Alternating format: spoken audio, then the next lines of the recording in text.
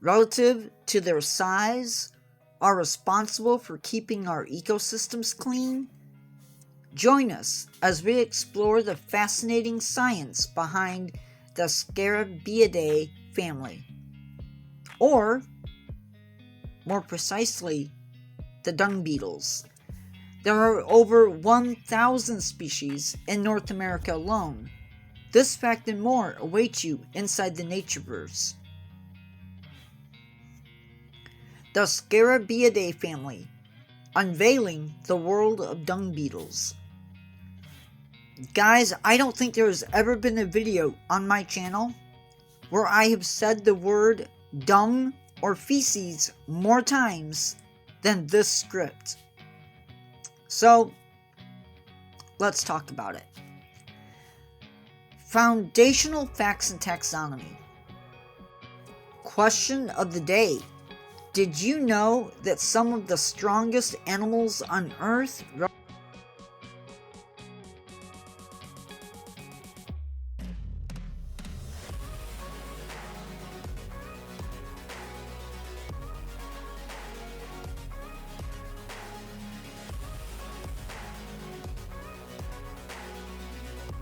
We have had a bit of an introduction already on the subject matter, very briefly, but now it's time to really get into the middle of things by jumping into some classification, and along the way, we'll cover some other stuff as well.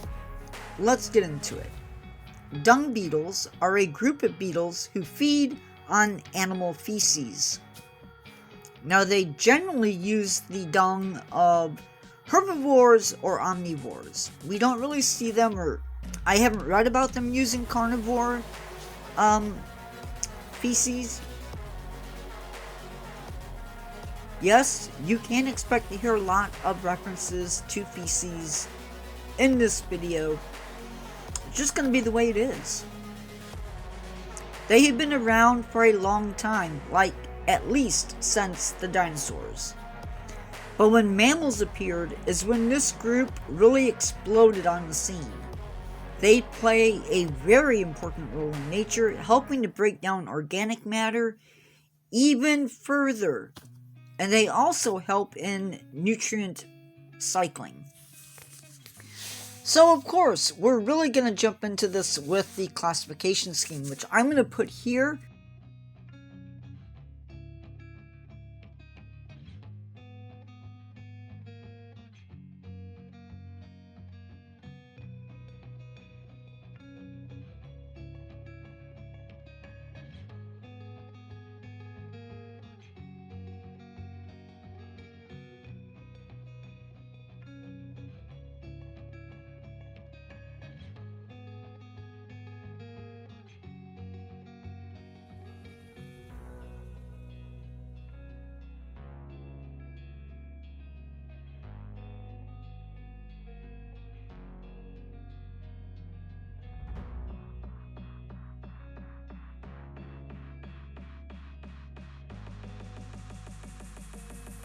But I'm going to go through it as best I can. Or maybe not, I'll just post it right here. Starting with the family and going through the last of the families. Now, the Scarabaeidae is enormous, with more than 35,000 species of beetles in it. But we're going to reduce that number, because we're just going to look at, of course, the dung beetles. And there are around 9,500 species. And they're pretty much found everywhere, but not on Antarctica. And fun fact, when ranchers arrived in Australia, they didn't have dung beetles. So you know what they did? They went in and they introduced dung beetles.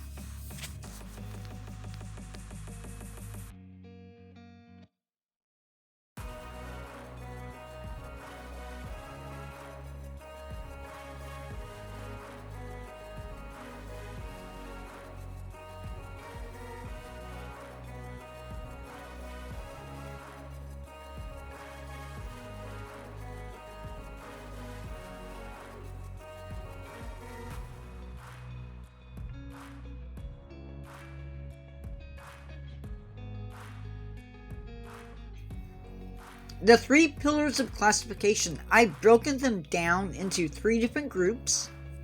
Actually, I didn't, somebody else did. But we're going to talk about them. This is not based on classification, but rather behaviors. These groups are rollers, tunnelers, and dwellers. So first, the rollers. So these are your iconic dung beetles. You know, the ones you see rolling around balls of feces in Africa. The ones you might see in Egyptian hieroglyphs. They are going to roll the feces into a ball and then roll that ball away from the initial pile of, well, you know what I mean. These guys are taking that dung to a place where they can bury it. And in many cases, these balls of poo contain an egg.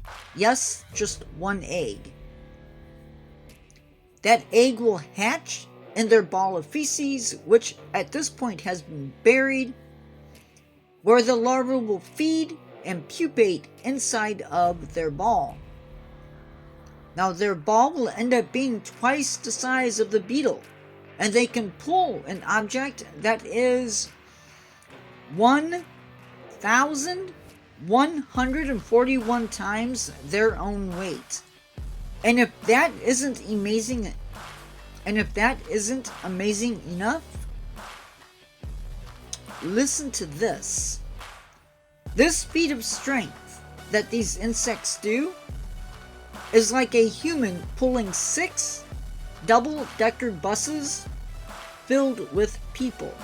And as they move these balls of dung around, they may disperse seeds that are found in the poo. They also may end up burying the seeds with the poo balls in the ground. Our next group of dung beetles are the tunnelers. And tunnelers are a group of dung beetles that dig their tunnels beneath a dung pile or next to it. These beetles will then carry bits of poop down into the underground, where the eggs will hatch and feed on it, and their larvae will also feed on it. Their role in nature is a little different from those that roll the balls. They actually help to aerate the soil, and of course, they help in breaking down the dung and restoring nutrients to the soil. Tunnelers are known to reduce a cow pat or a cow pie to nothing within 36 to 48 hours. And our next group are the dwellers. Now, just like the name of the group suggests, these guys dwell in dung. And they tend to be flatter than other beetles, and they crawl through the pile of feces, eating and laying eggs as they go. And they break down the pile from the inside. Now, what is the collective impact of these species?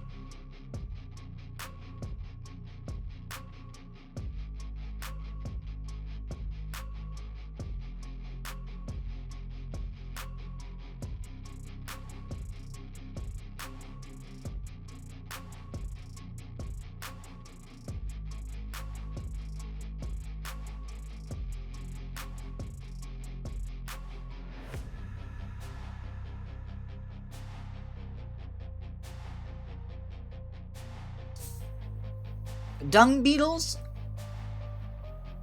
are good at what they do. It is their very nature of dung beetles to return the nutrients to the soil.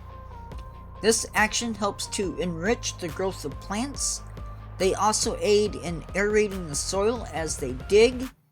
They also aid in water penetration and root development. There's actually a plant from South Africa, or in Southern Africa, called the silver arrowweed reed. Actually depends on dung beetles to disperse and bury their seeds. The seeds apparently look like antelope poop, and their presence helps to reduce the number of flies as well as reduce other parasites as well by eating the poop or by taking it down into the ground. For humans, dung beetles help with agriculture as well as the economy. They help by improving the quality of pastures, and their activities also help the economy. With dung beetles, you get free dung removal, and you also help reduce the parasites that can sicken cattle. Time for the conclusion and a call to action. Today we looked at dung beetles and the things that set them apart. They help to keep soils fertile, and some plants get their seeds taken into the ground by the beetles. If you enjoyed this video, give it a like, and why not subscribe? And if you want, consider subscribing to the Natureverse 4.7. With that, I will see you in the next one. Goodbye.